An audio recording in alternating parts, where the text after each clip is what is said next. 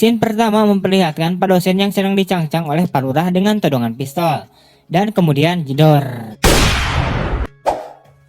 Kemudian scene berpindah pada si Takagi, di mana ia sedang bangun tidur dari bobo cantiknya. Takagi kemudian berjalan untuk melihat si Sagiri dan Isuke yang sedang menangkap ikan di sebuah kolam curug. Aduh euy, di nu kitu aya lauk kan, amun di Garut mah geus udah beak etah lauk di bawaan. Aduh.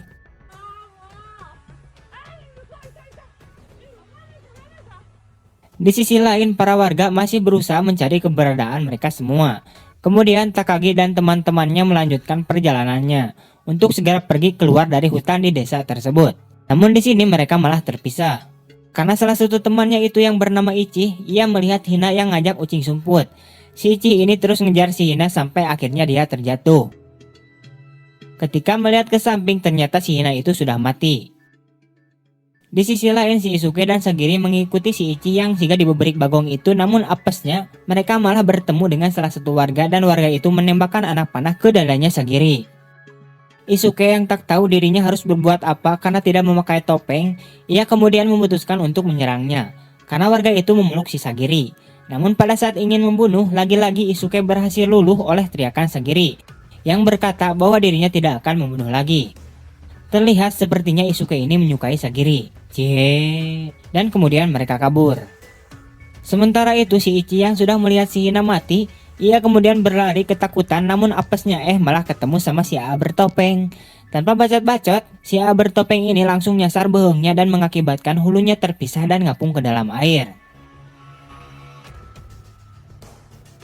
Sementara itu Takagi dan Budosen telah berhasil tertangkap oleh sekelompok warga dan dibawa ke rumah Pak Lurah. Pak Lurah kemudian menyuruh warga tersebut untuk membawa Budosen keluar, sedangkan Takagi dibawa oleh Pak Lurah ke kamarnya. Di sini Pak Lurah kemudian menyuruh Takagi untuk melepaskan semua pakaiannya. Setelah melihat bodinya yang wow, Pak Lurah merasa Takagi cocok untuk dijadikan pengantin anaknya tersebut. Setelah itu warga yang membawa Budosen, ia membawanya ke sebuah gubuk, di mana Pak dosen juga berada di situ namun dalam keadaan sudah mati terbunuh. Warga pun dengan rasa sangenya langsung nyonyo dan mantap-mantap. Hiu. Di tempat lain Isuke sedang merawat Sagiri yang terluka karena anak panah tersebut. Setelah Sagiri tertidur, ia tiba-tiba didatangi oleh AA bertopeng.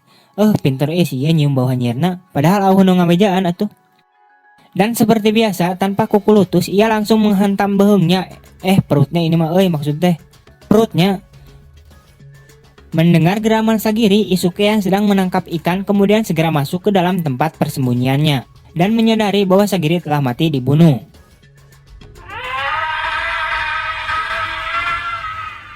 Sementara itu warga yang sedang mantap-mantap sama ibu dosen, teman yang disuruh nunggu giliran, tidak sabar lagi untuk melakukan mantap-mantap. Namun tiba-tiba dari arah belakang, Isuke datang dan langsung menampol warga itu dengan kampaknya. Isuke akhirnya berhasil membunuh dua warga tersebut. Mungkin karena orang yang disukainya telah dibunuh, Isuke sepertinya mengamuk dan melupakan perjanjiannya dengan Sagiri. Ingat di bagian film pertama di mana mereka telah berjanji bahwa Isuke tidak akan membunuh lagi. Sementara itu Budosen yang telah melihat bahwa semangat hidupnya yaitu Pak dosen sudah mati terbunuh, Budosen kemudian putus asa. Terlebih lagi sudah digenjot oleh warga. Ia kemudian memilih untuk bunuh diri saja. Karunya Sementara itu di rumah, Pak Lurah dan anaknya sedang diskusi tentang pengantinnya. Tiba-tiba saja saat Takahiko telah menuangkan arak untuk bapaknya, ia langsung berdiri dan nampol ayahnya sendiri dengan botol arak. Dosa itu teh boy. Setelah menampol ayahnya hingga pingsan, Takahiko kemudian membebaskan Takagi untuk segera pergi dari desa ini. Sebelum pergi, Takahiko memberikan sebuah kalung untuk Takagi pakai. Ini kalung fungsinya buat apa? Nanti di akhir film akan terkuak. Setelah di jalan, Takagi kemudian malah bertemu dengan salah satu warga yang sange edan. Namun tiba-tiba juga Isuke yang mengamuk datang dari arah belakang dan tanpa bacot langsung menampol warga tersebut. Setelah itu Takagi kemudian pergi ke kuil untuk meminta bantuan dari si botak. Takagi diberikan minuman untuk menenangkannya. Namun ternyata setelah meminumnya Takagi kemudian pingsan. Karena minuman tersebut sudah diberikan obat tidur. Sia terbalik nulungan teh. Di sisi lain Isuke sedang edan-edanan di depan rumah Pak Lurah. Ia juga sudah berhasil membantai semua warga di desa tersebut. Sementara itu Pak Lurah yang melihat Isuke membantai warganya, ia dengan asa-asa langsung menembak Isuke. Namun si Isuke ini masih kuat kayak hulek. Ia kemudian mendekati Pak Lurah dan langsung menampol dengan kampaknya. Setelah itu Isuke mendatangi istri Pak Lurah yang terbaring forever dan sudah lama ia rawat. Sambil tersenyum, Isuke mengatakan bahwa semuanya sudah berakhir dan kemudian mati. Istrinya Pak Lurah kemudian membakar rumahnya. Balik lagi ke kuil, si botak ternyata akan menjadikan Takagi untuk sebuah hadiah atau tumbal atau sesajen pokoknya nama ritual kepada para dewa. Di mana si botak ini ingin juga kutukan di desa ini segera menghilang. Namun pada saat akan membunuh Tagiri, tiba-tiba datang bocil Mitsuha bersama AA bertopeng. AA bertopeng kemudian membunuh si botak tersebut dan membebaskan si Takagi. Lalu menyuruhnya untuk segera pergi. Setelah itu Takagi kemudian berlari akan tetapi di belakangnya diikuti oleh AA bertopeng yang ingin membunuhnya. Terbalik pisan katanya menyuruh untuk pergi. Tapi nah bet diudag-udag deui atuh euy. Ketika akan membunuhnya, AA bertopeng tiba-tiba saja melihat sebuah kalung yang dipakai oleh Takagi. Ia kemudian siga nu lieur. Nah mungkin ini fungsinya kalung tersebut, yaitu untuk meliurkan AA bertopeng. Takagi yang melihat AA bertopeng lengah, ia langsung melempar batu kepada AA bertopeng dan membuat topengnya terlepas. Takagi kemudian kaget ketika melihat bahwa di balik topeng itu adalah Takahiko, anaknya si Pak Lurah, jelema eraan. Takagi kemudian marah pada Takahiko dan langsung mendesaknya. Kenapa melakukan semua ini?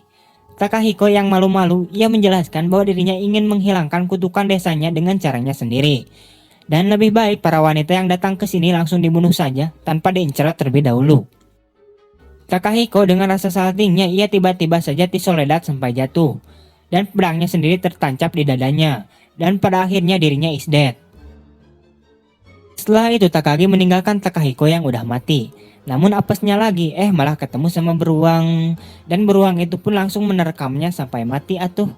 Anjir nyawa dek paeh mah tuh teu kudu berjuang hidup pula buang-buang waktu saja.